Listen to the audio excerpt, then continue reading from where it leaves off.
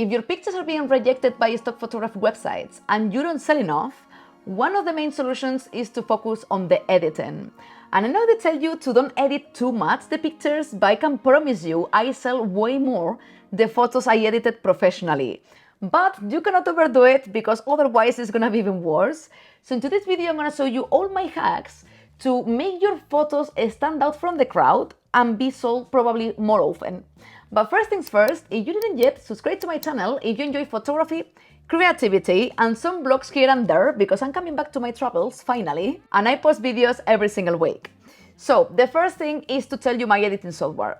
Adobe, obviously, and LUMINAR AI. And I'm gonna tell you later more about LUMINAR AI and why I think you need it, apart of being super affordable, and that is gonna make your life way easier, mostly for landscape and portrait photography. So the first tip would be to actually color grade your photos with a neutral preset. I mean preset or however you wanna edit, but obviously a preset is gonna speed up the process because you can use it for more pictures. If you have a preset you like, if it's not too harsh on the picture, it's gonna work, okay? What stock photography websites don't want is like a very obvious color grade, like very yellowish or very bluish. But if you choose a neutral preset, the photo is gonna look way more editorial and it's gonna look way more professional. So I'm gonna show you, for example, these two pictures. This is an extra tip. Shoot the pictures always the same one in horizontal and vertical. Why?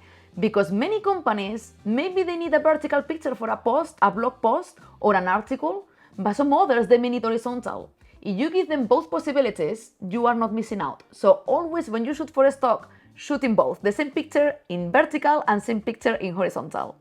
So here, the first picture. I'm gonna apply my Moody Greens preset, this one, and it's super dark, but that's fine because if you know a little bit about Lightroom, just the minimum, you can actually improve it. So give it exposure here, reduce highlights, and what I'm gonna do as well is reduce the whites a little bit to make the picture more flat, because many times companies buy the pictures to put text on top. So you really want a very soft picture, many times, not all the times. If it's softer, it's more likely to be adapted better with text.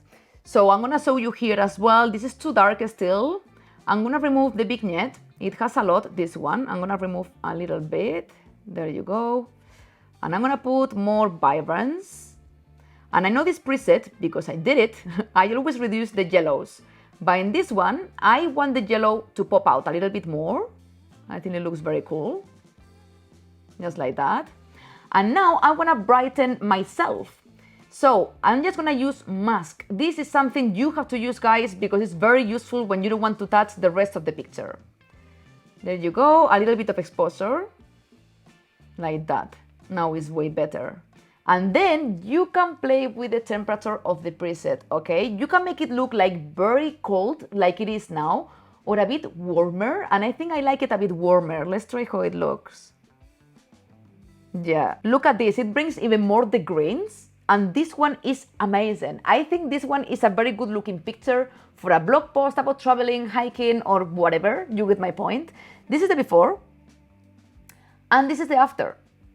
The color grading is very neutral. You cannot see in the highlights like a very strong blue or a very strong yellow. It just looks natural. So it looks natural, but it has the editorial feeling, you know? And being editorial is always way better because big companies is what they want. And now the next tip would be that if you shoot from the same series has to have the same color grading, because so many companies, they buy more than one picture. So for example, you have a photo shoot of 20 pictures, final shots, and I know it looks quite obvious, but there's so many people editing pictures in a very different way. One with very basic adjustments and another one with very, I don't know, fancy color grading. Not too fancy because otherwise don't accept it. But you know what I mean? Like if it's from the same series, always the same color grading. And this is very easy with Lightroom because you just have to Command C on the picture and you copy all the adjustments you want. Copy. You would go to the next shot, Command V, and that's it. And this is the before. And the after is already edited. Because this is not a close-up portrait, you don't have to do too many tweaks on the shot. And this one looks quite cool already. So now I'm gonna do the same with wildlife photography, because in one of my videos I posted not long ago, I recommend you to watch it if you didn't yet, I tell you my best-selling pictures, and many of them are wildlife photos. So I was very surprised in a very good way, and I'm gonna show you now how this preset works for this as well, and how even it would look a blog, for example, or advertising for, I don't know, a natural park with this preset or any neutral preset. So this would be already a raw file, but I wouldn't do too many tweaks. I saw so many stock photos looking this way, like very natural, like it was taken. But now, if you apply like a moody or your style, I don't know, whatever style is the one you have, if you apply it and it looks good with the wildlife photography, it's gonna be more likely to sell. So I'm gonna apply moody greens again. There you go, in one click. I'm just gonna raise the exposure a bit and reduce highlights. Tell me it doesn't look way better. This is the before, like a normal stock photo you saw many times, and with the preset. I think it looks very editorial, and don't underestimate the capacity of being sold regardless of your niche, because you will be surprised how many companies are getting pictures. For example, this photo of wildlife, it can be bought by a safari company, it can be bought by a natural park, it can be bought by a zoo or a wildlife vlog. There are so many people who can buy these kind of shots. So again, come and see, copy, you would go to the next one of the series, Command V, beautiful photo as well. And also another extra tip here is to leave copy space. Not all the time, many times maybe you can't, but in this one I left it on purpose because the frame is perfect for that. If I'm a company who wants to promote anything in particular regarding wildlife, this is perfect because you just have to go to the picture and you see here the massive copy space. And another one of the tips I want to tell you about is to add a little bit of haze on the pictures. Not in all of them if it doesn't ask for it, okay? Some pictures will look good, some pictures no. But if you add haze, I'll show you how. This is the curve. This dot here, regardless of how the curve is, you have to lock this point here. But you lift it, you see the haze, and if you go down, there is a lot of contrast. This as a picture is not bad, but it's too contrasty, and as we said before, if they want to add text, I think it looks more editorial like this. You see? This is perfect. And now again, you would go here from the same series in vertical, Command V, and so beautiful. Look the before. Normal stock photo, like you will see many like this online, or like this. And this really stands out because they are neutral colors, they are not really modified, and it looks amazing. This one, I'm not gonna edit it, but this one is to show you the next tip, which I'm sure you know. You have to remove logos from your photos, okay? But many times, mostly beginners, like when I started, it happened to me many times, we forget to zoom in properly in the image and we don't see the logos and we miss out. I'm in Getty Images and they are quite good at telling you. Many times they give you feedback when they reject a photo and they tell you, Laura, you forgot a logo here. And then I zoom in and I see little logos of a sticker in a wall or things like that. So make sure you zoom in. I saw you in this picture. And you will have to go part by part. My face and my hair. You have the bandana here, but you don't see any logo. Then you go down, backpack. You have a Love Pro backpack here and you have the logo. You have to remove it. I'm not gonna show you how because I have a tutorial on my channel about how to remove these things. I'm gonna link it down below, you wanna check it out later. I always do it in Photoshop, these kind of adjustments to remove things. Then you go down. And my trainers. Many people forget about trainers because they are not seen too much on the photo. But if you zoom in, you can see it and they can see it and they're gonna reject it if you don't remove the logos. So you have here Adidas and Adidas. So you will have to remove this in Photoshop later. You could do it here as well with this tool, but for me it's better to do it in Photoshop. I have more control over there. So this proves the point about logos. The next set of shots would be landscape photography I've taken in Spain a few weeks back. I love the coast of Spain, it's super beautiful. North is incredible, guys, I recommend you to go. It rains more, but that's why we have beautiful landscapes over there. Green and blue, my favorite color palette indeed. So this one is the raw file. I did a long exposure using some filters, and you can see here, I can raise the exposure a bit. Actually, I'm gonna apply again moody greens for you to see how I can adapt any preset. It looks terrible right now, but just give exposure to the picture. Leave the shadows a bit, the blacks as well. It looks way better already. then the vibrance tiny bit, and then go down. I always tick here, remove chromatic aberration from the lenses because it's a natural thing to happen, and enable profile corrections. So you see here there is a little bit of vignetting because of my filters, but enable this and disappear. Lightroom does an amazing job to do these things. I really love Lightroom. And another tip, well, something you have to do and many people miss out, is the horizon. On this one is actually perfect. I did pretty good myself, but many times it can be a bit inclined. So you would do it with this tool here. You press here and then you can make tweaks. Because I promise you, companies look at that and people gonna buy a perfect picture rather than one that is not perfect. So make sure your pictures are perfect to stand out. So the next tip on this one would be actually a thing you shouldn't do. It's another beginner mistake, and it's saturating the photo a lot. I'm gonna show you for you to see the difference. This looks very soft, very neutral, very clean, and this is very good for advertising. But if I go here, beginner mistake, and I saturate it a lot, you would think, oh, it's so beautiful, like so many blues and so many colors. I really don't like too much. It's good to have some colors on it, but when it's too much, like it doesn't look good. How are you gonna add text on top of this picture? It's very confusing. So don't risk it because they can always saturate it more, the companies. The companies can always modify the picture a bit if they want. So make sure you don't saturate it too much. So I will leave it like that.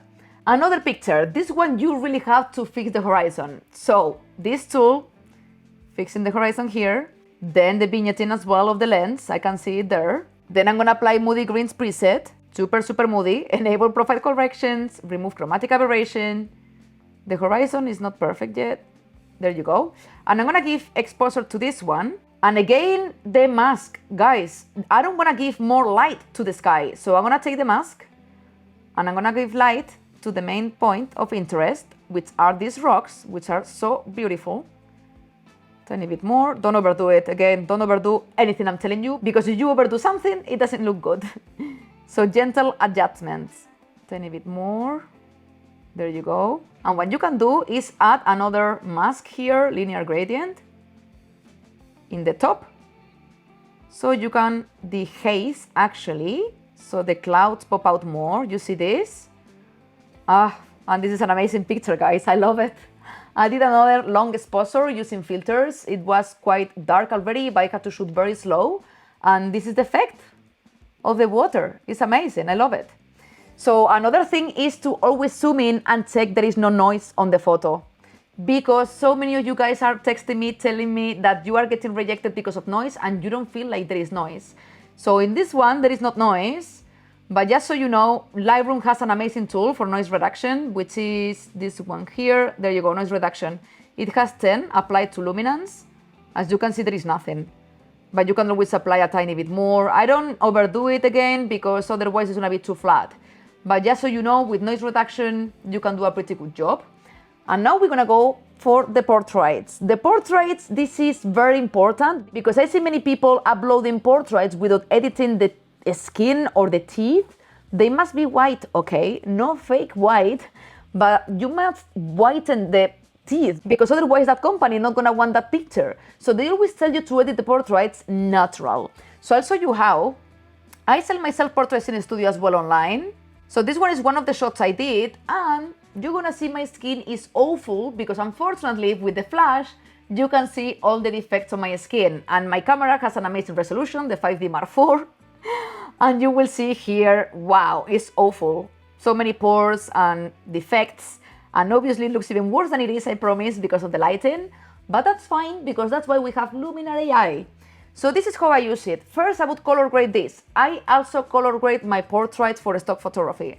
This one I would use Cinematic by Laura BC because I know it looks good. Looks quite dark, but that's fine. Let's put exposure here. And let's raise the temperature as well. Way better. And this looks good already. But now what I do to save a lot of time, because otherwise you will have to retouch the skin with Photoshop, is right click, edit in, LUMINAR AI, edit. And here it is the picture. You have so many features in LUMINAR AI I'm not gonna talk about. I do have a few tutorials on my channel. It works as a standalone software, so it means you don't need to have Adobe or anything. And I think it's great, but I use it 100% of the times as a plugin because I use Lightroom for everything. And then as a plugin, I use it a lot for portrait photography, but for landscape is incredible. I do have a tutorial about landscape photography with LUMINAR AI, but for portrait is what I use it the most with. So you would go here to edit, and you will see the magic here of LUMINAR AI. I'm gonna zoom in for you to see all my defects. I feel super exposed now. So you go down here, you go to skin, and I'm gonna exaggerate it for you to see. This is the before, look at my skin, and this is the after. Before, after. It really softens the skin, and I don't have to do it in Photoshop, which I hate, and it's very long, the process, and it will be retouched. So I never overdo it. I go lower to don't be too exaggerated. And another thing I love about LUMINAR AI, and I use it all the time because I shoot a lot with flash, is the shine removal. Look at this shiny part of the face. I'm gonna make it a bit farther. So look at the shiny parts of my face. If I raise this maximum, it's gone. So before, look all the shiny face I have there because of the lighting. After. It's incredible. Even Lightroom, I try to lower the highlights. It doesn't do it that way at all. It really softens the skin. Again, I don't overdo it, so I don't lose the shape and the shadows of my face, but I would go for maybe 40, something like that. There you go. So this is the before of my skin, super rough, and this is after. And it's still super natural because you can see my pores and you can see everything.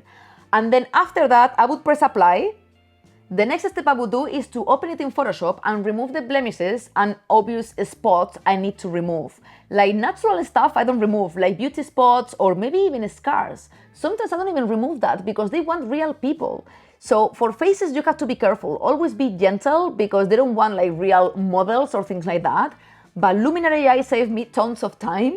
I do have LUMINAR Neo, which is an even better update, but I didn't try it yet because LUMINAR AI works for me, and I do have LUMINAR Neo, but I didn't try it yet. When I try it, I may do a tutorial and tell you if it's worth it or not, but LUMINAR AI is great and it's super incredibly affordable. I don't know if it's now like £40 or depends on your currency as well and your country. Go check it out down below because with a code as well, I'm gonna put below, you get £10, €10, $10 discount.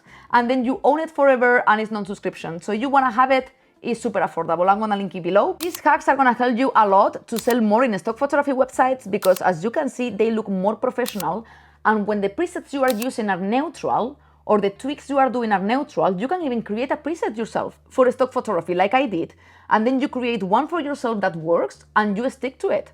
And this is a great way to sell more in stock photography. And as I said before, I do have a video about my best-selling pictures in stock photography, and I think it's gonna be very useful for you to have an insight in what sells. So go check it out later if you like, and that's it guys. If you liked the video, give a like if you took something good from it, and I will see you next week. Ciao, thank you for watching.